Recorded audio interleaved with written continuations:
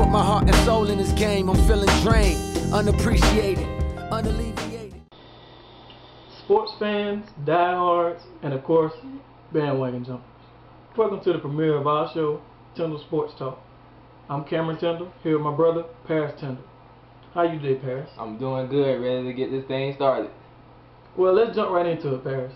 Our topic today is NBA basketball. You know, there's a lot of big games on Christmas Day tomorrow. Everyone has been anticipating. I'm just anticipating some good basketball after the lockout. The lockout was huge. I just plainly miss basketball. How about yourself?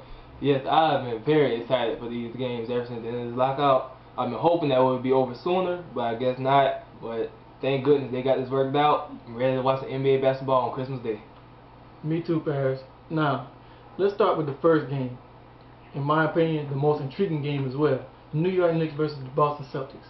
Who wins this game and why? Very intriguing game to me too, Cam. With Paul Pierce being questionable in this basketball game, that really takes away a lot from the Boston Celtics. But I see the Knicks coming out victorious in this game. They're playing at home, trying to revenge the sweep from last year's playoffs. The Celtics really took advantage of Chauncey Billups and Amari Stoudemire being hurt.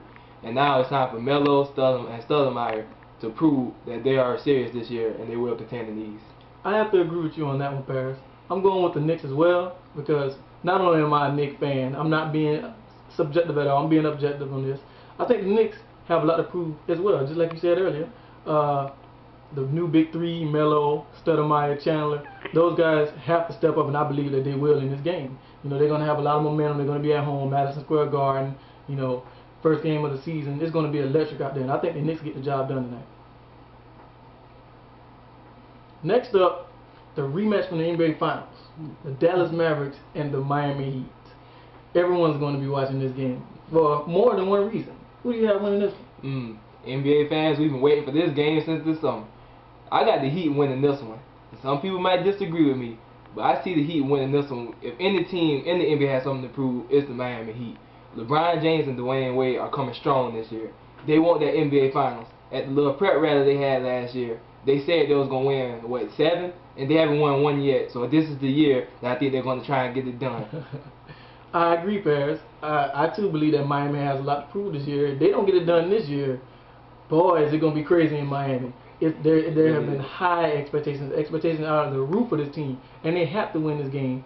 You know, or they don't have to win this game, but they have to succeed this season. Yeah. And this game is a stepping stone for that. If they win this game tonight, if they win this game tomorrow night or tomorrow afternoon, I should say, then you know that's going to be huge for the Heat in the long run. You know, I believe the big three will step up. You know, Dirk Nowitzki and Lamar Odom, they're going to have great games. In my opinion, Dallas is going to have a great game. It's going to be closer than people think. But I think the Heat come out with the victory in this one. It's going to be a close one, though. Up next, we have Chicago at LA. The Lakers. Ooh. The Lakers offseason has been nothing short of a Hollywood show. What do you think is going to happen in this one, Paris? First of all, physically, the Lakers will be there. Mentally, I don't think so. Paul Gasol is still kind of iffy about playing in LA after the trade with him going to Houston, but it didn't go through. Second of all, Kobe, he's hurt. He said he's played with injuries like this before, but this is the first game of the season. He hasn't really played basketball yet since they haven't started since early December. So I got Chicago winning this game. The Lakers are not deep at the point guard position, so no one's going to start raining MVP Derrick Rose.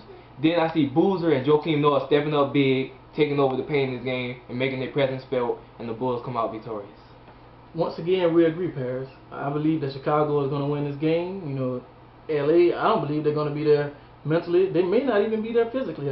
Kobe with his injury, you know, he always downplays his injury, but I believe this injury is pretty serious, and it could be nagging him all season. But it's definitely going to be nagging him in this game. You know, ever since the Chris Paul trade, vetoed by David Stern, of course, that everyone knows about. You know, I believe that the Lakers have not, you know, been there mentally, period, in practice or in camps or anything. And I believe it's going to show in this game, you know, and this is going to be the start of something ugly in LA, folks.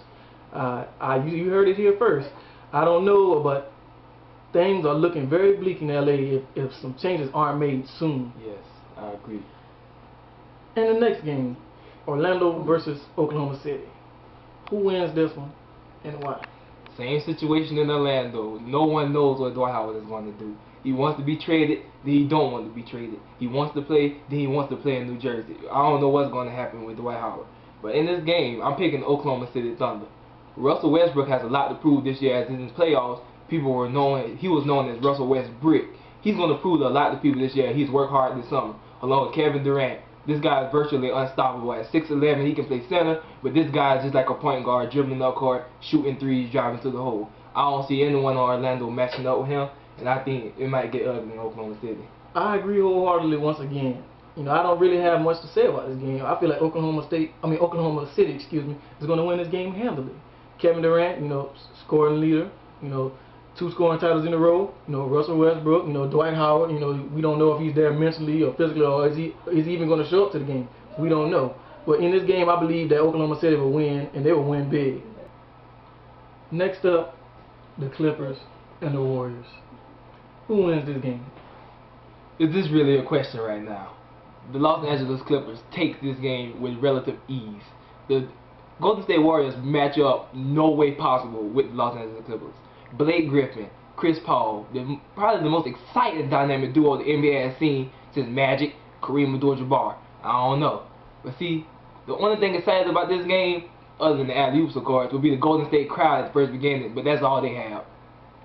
No argument there. Blake Griffin, Chris Paul, Chauncey Billups, you said it. Those names speak for themselves. Not to mention Stephen Curry probably won't be playing in this game due to an ankle injury, and that's definitely going to kill the Warriors. I think they're going to come out hype, at home. Mark Jackson, new coach. I have tremendous respect for Mark Jackson, but I believe that the Clippers are just going to be too much for Golden State in this one. Well, folks, that's it for the first half of Tindal Sports Talk. Be sure you tune in to the second half, where we will discuss conference winners, the eventual NBA champion, and the league MVP.